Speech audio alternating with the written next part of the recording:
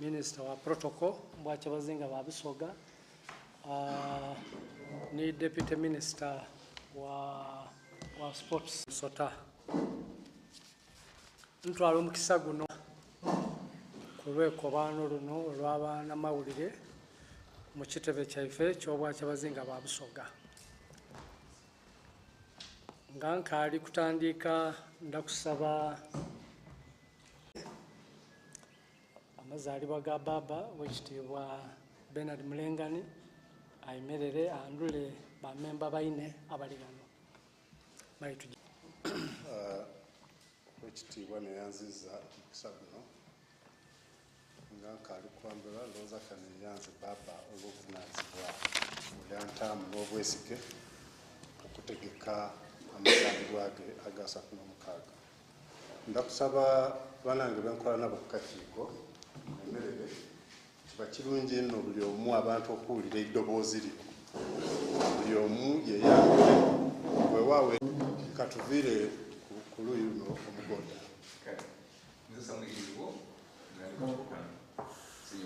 Saabiriro Kalema nandi memba ku kakiiko kano. Bandi byerina ninze ebigaya babiri ekigenyi line minister ow'ensonga eri mu idiro sobangani ofisi ya Kyabazinga kale doketi ya birthday egwa mu ofisi yange Nkosa memba ku kakiiko. Abasoga abali eyo bonabona abali tubona n'abali tuwulirisa twidde wano olwaleero okukobera obusoga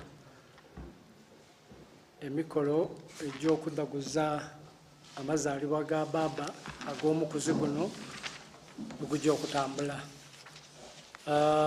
Tujja kuba n'ebidduko bikudduko bya mirundi 3 nga tujja kusookera igenge enaku d'omwezi nga 14 omwezi gwa Desemba omwaka guno. Baba asiimye okusembeza n'okukyaza abagenyi abatontono abeete be bamaze okweta eigenge. Enkeera nga 15 era omwezi gwa Desemba baba asiimye okugabula obusoga wano ku kitebe e Bugembe.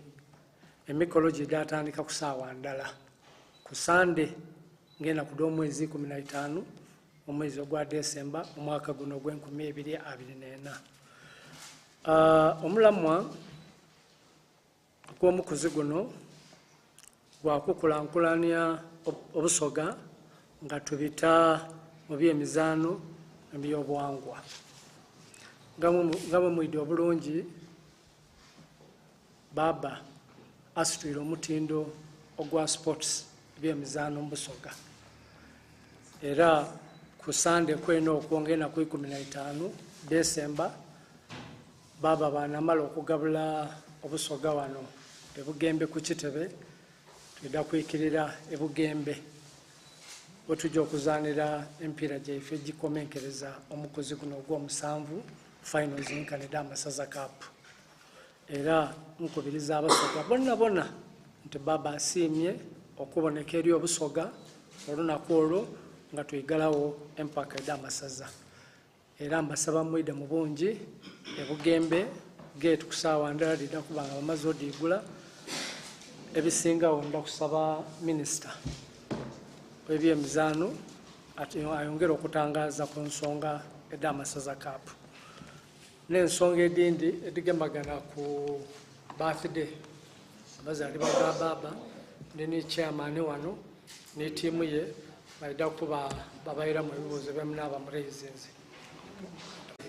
Twida kuba n'omupiira a friendly match wakati wa Uganda Cranes ne Busoga United. Ekindi kyembaire mbisiiza amaiso ne ku birthday enaku d'omwezi nga 14 eigenda akakiiko akali kutambuza tiimu yaife ya Busoga United gye bayiriza baba. Era olunaku olwo ndowooza akakiiko ako kaida kwandula tiimu ya Busoga United eri baba Kyabazinga. Mwebale ino, mwebalire ddala. Busoga okwisania n'amaanyi. Omusanvu okusooka mugane mbakobere nti weekend eno eri kwida enaku d'omwezi nga 8 tujja kuba ni quarter finals 2 nga dona dijja kuba mu Kisaawe Bugembe. Esooka ejja kuba wagati wa Budyope ne tiimu ya Kirimani Bukono. Ebwena abeeweire twidda kuba ni quarter final eyindi hagati ga Bugabula ni Busiki. Enaku d'omwezi nga 9 quarter final ejja okusooka wedda kuba wagati wa Kigulu ni Buzaaya. Awo ogunaasembayo gube hagati wa Butembe ni Buna. Abaidye tiimu ndo betambula mubona amaani agali awo nti amunafu yena yena tiyatuuse wano. Baso nwanyabeera akakiiko akategesi asazeewo ng'enaku d'omwezi 23 omwezi gwene guno n'olwidde okuba ku semi-finals wagati w'abana abagangwire mu quarter finals lino. Enaku d'omwezi nga 3 olw'okuba nti olunaku lwa final linaku emikolo mingi twasaze enaku d'omwezi nga 3 omwezi guno okusamba 3rd place playoff oba jete losers match. Bwe tunaavaawo baba yasiimye okwida okwigalawo empaka dino ng'enaku d'omwezi 15 omwezi gwa Desemba nkani finals da Busoga Masaza Cup ed'omukozi guno. Kyentayinza butabakobera nga tuli wano nti obutafaananaku nga buliido empaka dino tujasooka nga baba bwakobya ogabula wano abantu ba baba memala abanaavanga na banajja ku mupiira. Ayi bw'otuuka ku geeti omukozi guno edda kubaayo kwogema mu nsawo ng'abanakoza MTN Momo baida kusasula 2,000 donka. Banaife bakama ife aba MTN baida oterako 3,000.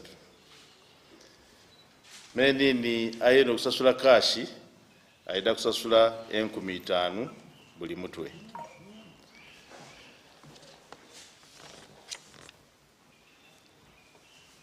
Basebo ne banyabo VIP eida kuba limited. Chovobo nanti tusazeewo nti anayenda okwida mu VIP aida kusasula emitwalo 2.5.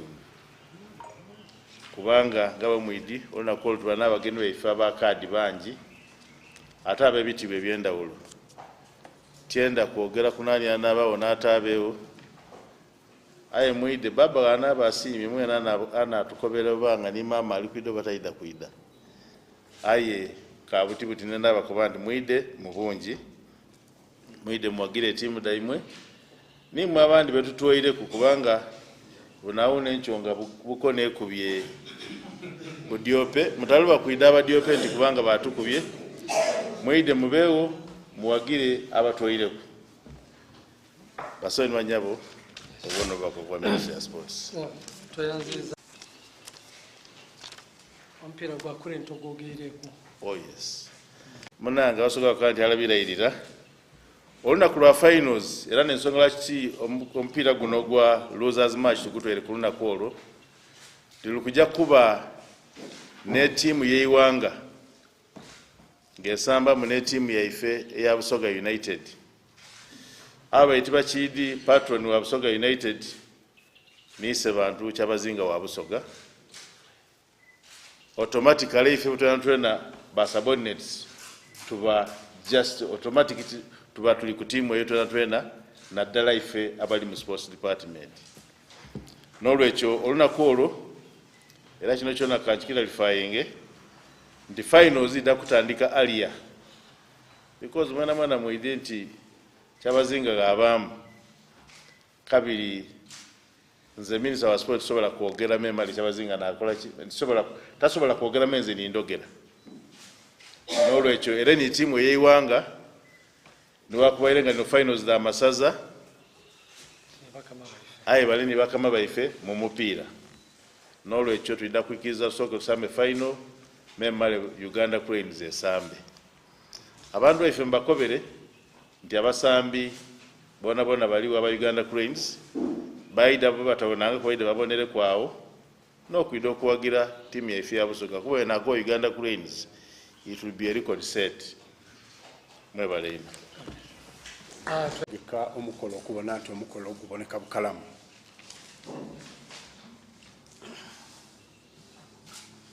tutegeike ku lunaku olwo olw'ekumi egenge olwidde okuba lw'abantu abatontono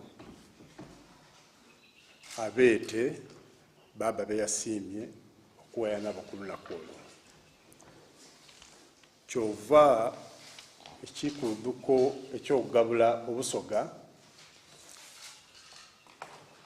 kidye kuba ku 15 olw'okuba ayita kuba n'abantu batontono baya nabo ku 14 tulikubiriza Obusoga bwona bwidde budaguze ni baba ku 15 ng'agabula tusuubira abantu bangi kuba imwe abagoberezi ba baba abantu ba baba nimwe abaweesa omukolo ki ekitiibwa twidda abaaniriza ku lunaku olwo twena twidda kubaawo nga tubaaniriza neyanziza ino ekitiibwa azaba banaife abatulingirire aba media olw'omulimu omunene gw'omukola mu kubuildinga obwa Kyabazinga n'okumakinga sure nti brand yaise bantu ejja mu maiso sebo katuukiro nga mbitamu iwe ndi kusaba twekubire ku mungalo ne n'abasaba nenda kwogera ku nsonga ya kuba nti tukite mu vibe okuzaalibwa kwa baba Isanu eri Obusoga ate era n'amasaza gaife enkulankulana gye gali kulankulana mu eri kulankulana lwakuba nti mugataamu ino vibe twabanga tuli kujja kuntwiko waigulu abantu abajja okuyida wano okulya emmere ya saawa ndala ndi kwogera ku birthday baba asiimye okubagabula aye emmere okutandika okulya kwa saawa imeka ndala ey'okuncu amala gano baisaawa 5 okulya kwida kuba kukoze eki kuwoire nga tuli kuserengeta kujaga kumupiira ku kisaawe kale n'ensonga ey'okuba nti tuli kujja okusasuza ssente ku mulundi guno tuli kwebaza bwabwebaze abantu naddala abamanaginga omupiira mu Uganda muno nga bakulemberwa w'ekitiibwa Honorable Magogo olw'okuba nti batugayire vibe tikibangawoku Uganda Cranes okuba nti aid yazaanira ku masaza so ndikwenda tukube omulanga tuteemu amaani abantu bategeere nti vibe esibuka wano meya atambula yajawa mu Uganda wona ababwine ku kumitimbagano mwabwine amasaza ageruyi ayenkakasa nti ife wano tusobola n'okuswikawo Bugembe ebe nga olwiguudo tulwigayirewo neyanziza ino baba from His Majesty the Kyabazinga and Mama in Abantu. You are most welcome to our headquarters here at Bugembe today. The purpose of this press conference is to inform the Abasoga outside there who are listening to us and who are watching us at this function here today that we are preparing for His Majesty's birthday. The birthday function or celebrations are scheduled for the 14th of December 2024. This function is going to take place at Igenge, where Baba will be pleased to host a few dignitaries at his palace on Saturday the 14th of December 2024. Thereafter, on the 15th, His Majesty is pleased to host the Abasoga here at Bugembe headquarters on the day of the 15th, which will be a Sunday, starting at 7 a.m. in the morning.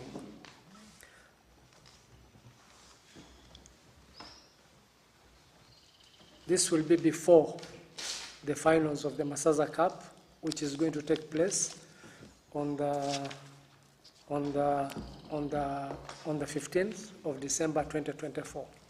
But the match for the finals will start at 2 p.m. and thereafter we shall have a friendly match between Busoga United and the Uganda Cranes.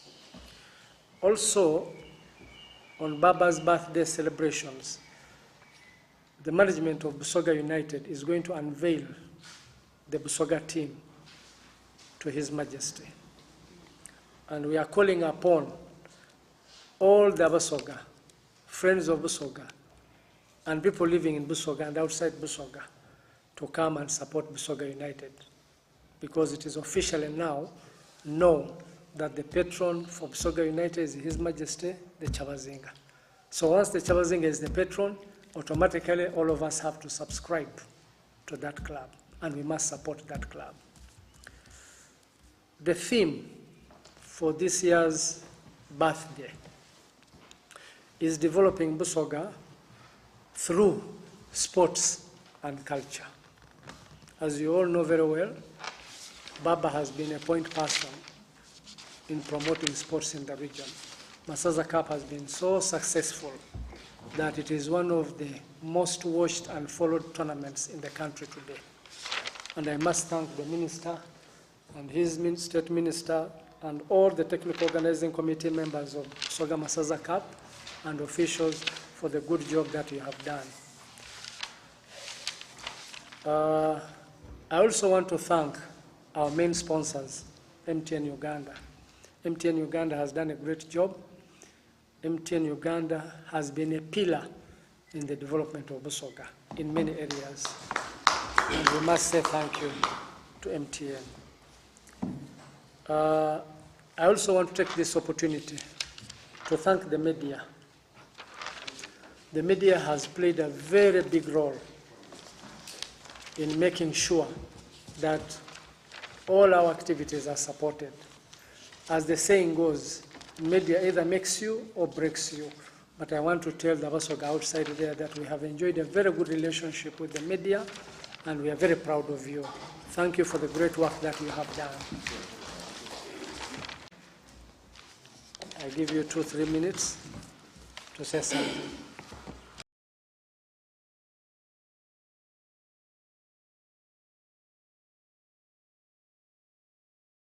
and wish the king a very, very happy birthday. And for us, we want to also acknowledge that Busoga Masaza Cup has been growing ever since it started.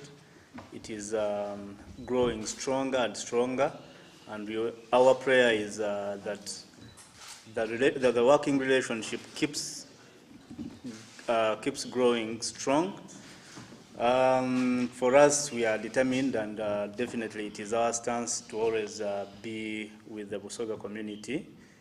We shall be there to support. It is not going to end.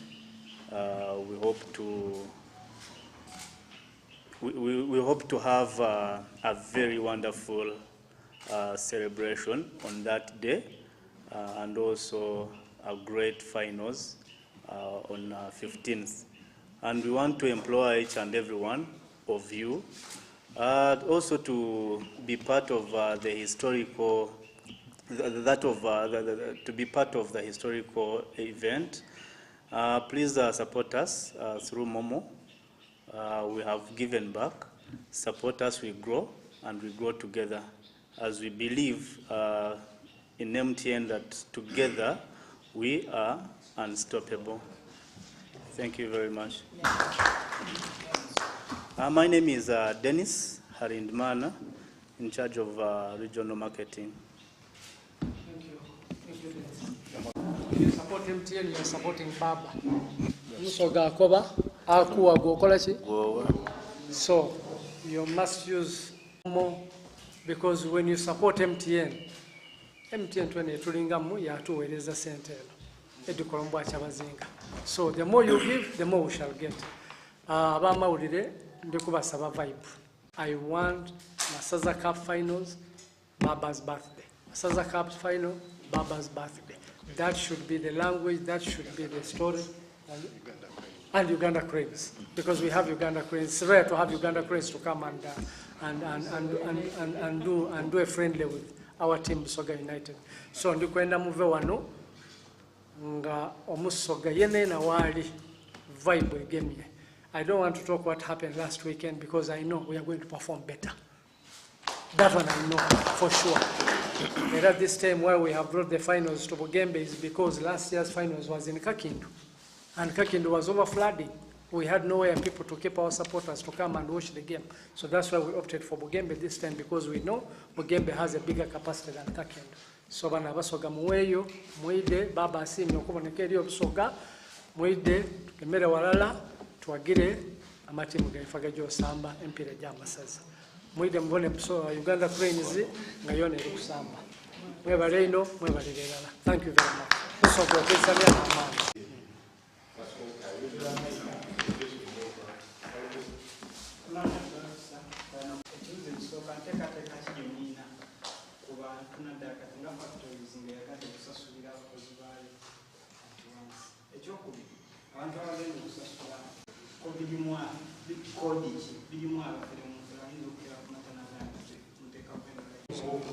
Okay.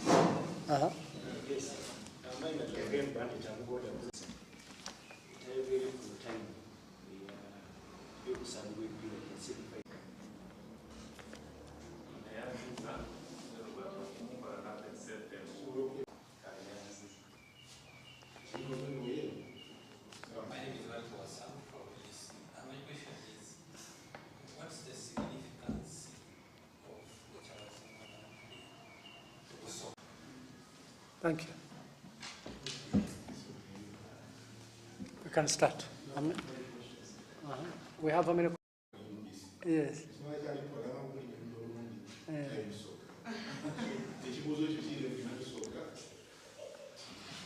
His birthday to Busoga is very obvious, but let me say it. The day that we got the king, all of Busoga was very blessed. And every time we remember that day, we feel very blessed. We feel like we are alive.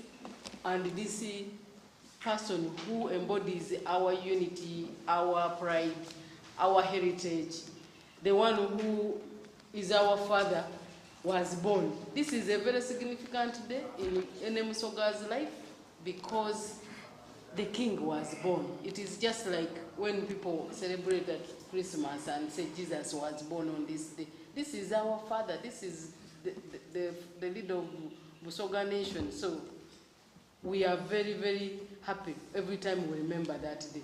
But to be clear, His Majesty was pleased to use his birthday for purposes of some causes. We celebrate just not because we are going to eat food and go home. He was pleased to choose that this time round I'm celebrating sports. And on that day when the Masaza, when the birthday is going to officially be celebrated. First of all, he was born on 1st November. But the celebrations have been organized for 14th December. And now, because he's a people person, because he loves Busoga, he chooses a theme. Like, for example, we have ever had a theme on environment, on the girl child, where we collect resources and support that. Now, on this particular one, if there is anyone who will give us any resources, those resources are going to go into sports. And sports, meaning the Busoga United Club. So, this is something which is of significance, and we are very happy that His Majesty is pleased to support sports this time. Thank you. Jesus, if you attach the same reason why we celebrate the birth of Jesus, we the Busogas have no choice but to celebrate the birth of the King. And it's in that vein that we have to celebrate the birth of the King, to remind people the presence of the King, always, every year. Thank you. Thank you. Banyabo, kansokere kubisose. Omukuli abuziza time ya quarter finals ni semi finals. Mwamugoda Bruno. Given the fact that season yatuli mu rainy season, tutya nti betuluisa oboli awo tuyinza okufuna obuzibu nga bwinti kusambibwa. N'olwekyo quarter final esooka ennaku omwezi nga 8 ejja kuba okusaawa 6 then eyokubiri etandike kusaawa 9 mu ngeri endala era ni ku 9 si bwe kidda okuba. Ni semi finals tulida kusamba kusaawa 6 ne saawa 9. Finals twabakobeire nti ku final edda kuba kusaawa 8 then kusaawa 10 tube ni Busoga United versus the Uganda Cranes. Omukulu owundi abuuziza about payment. Wanaba okwengeri eyindi. Yeah, we are trying to work okubona nti tutereza ekintu kino kubanga ewe mukidi twayenga emipira gyaife gya final takuba gya bwerere. Ayiwe tunava wano tujja bakobera points edijja okuba ku tickets ediri physical.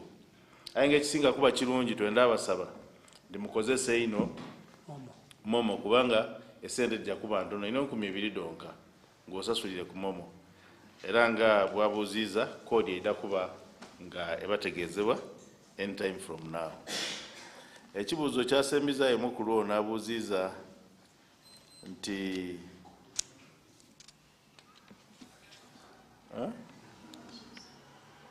ne milioni 13 on addition ku kikopo ni namba 2 aida kufuna milioni 9, namba 3 milioni 6, then namba 4 milioni 4.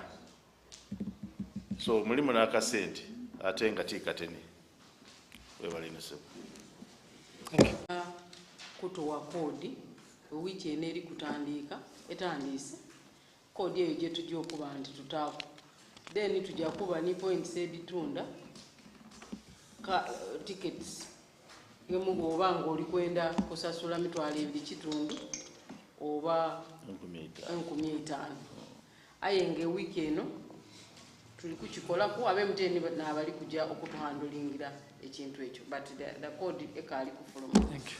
I think Chair, verify your payment.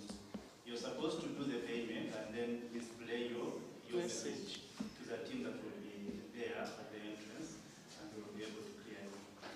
When does it expire? Because I saw it in No, it doesn't expire. I saw it in downward where No, it doesn't expire. Maybe for the sake of, if you're taking me to Nambole, usually some agents will give different, will give a number of tickets. So once those tickets are over, that's when usually we are no longer giving out. But this one is open.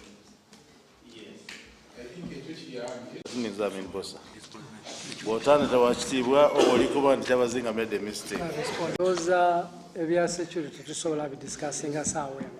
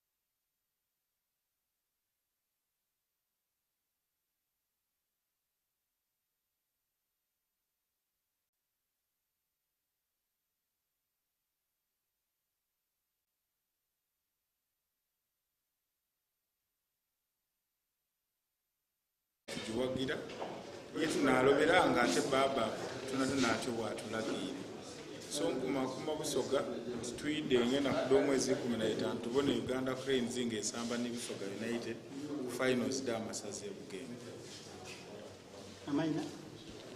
Amayina bandeta Roni Kalema ngeri asalongo nalikolerera. On behalf of FUFA, the federation that governs football in this country, and on behalf of football, we are pleased to associate ourselves with the Kingdom of Busoga, where we thank the King, Kyabazinga, for having accepted to be the patron of Busoga United, the club that is going to become a community club, which will unite all Busoga in the kingdom. And we also thank the Kyabazinga for giving us a very good theme this year, celebrating his birthday with a theme of using sports and culture to unite the kingdom. In that vein, FUFA has decided to allow the Uganda Cranes come and play a friendly match with Busoga United on the 15th of December here in Bugembe, in commemoration and celebration of the King's birthday. But in the same vein, we ask the community of Busoga to rally behind the club because the King has decided and he has instructed all of us to take that path. Amaina gange ninze owekitiibwa Yudaya babiri ekigenyi nga ndi minisita akola ku nsonga bwa Kyabazinga nkani Kyabazinga affairs. Nenda okutwala omukisa guno okuyozaayoza ise bantu baba ekisegese empologoma ya Busoga olw'okutuuka ku mazaalibwa ge ag'emyaka 36 egy'obuto. Nkuyozaayoza ise bantu funvuwa ebyanda n'ebyanda. Era mu ngeri n'endala nenda okuyozaayoza Abasoga twena olw'okuba nti Katonda tusaasiire twabaawo ku mukuzi guno. Tuli kubasaba nti nga baba bw'asazeewo n'asiima nti omwaka guno omulamwa gube gwa bya mizaano era nga yeeyikiriza n'okuba omuyima wa tiimu ya Busoga gye beeta Busoga United mu bamemba mu tiimu eyo. Ekindi baba yasiimye okutugabula, alina abagenyi abeete eigenge, abagenyi abatonotono ku 14 ku 15 wano ku kitebe kya Busoga e Bugembe wona galiwo okugabula mu bungi ekijja okuba ebugembe kijja kuba kyandawulo ino nti se bantu asiimye y'abaamu oba oli awo asobola n'okwidda ni maama aye nga ekindi ekiriyo kyakuba nti tujja kuba ne Uganda Cranes etiimu yaife ey'eggwanga Busoga United eya Busoga yona na nebaza abanaife abatutaamu ssente naddala ab'MTN Uganda nebaza buli omu yena ali kutaamu mikolo gino esente era nti abantu muyidde nkumi gange nize muyita Juma Nkose nga nize chairperson w'abasuubuzi mu kutundu guno ogunene Jinja City stroke Jinja District. Ndeeteibo wano n'abakulu abali kuteekateeka omukolo guno aliwa gano ate twabanga tuli kukyaza tiimu ed'amaanyi Uganda Cranes ejja kubaawo ne Busoga United nga ekitweteisa ife abasuubuzi okuboneka nti tugemeraku tiimu ya Busoga United mukidi bulungi nti balina facilities edimala balina emotoka balina ebintu byonna gadgets byonna edigemagana mu by'obusuubuzi balina sente balina emotoka balina olulimi olusobola okwogera n'abo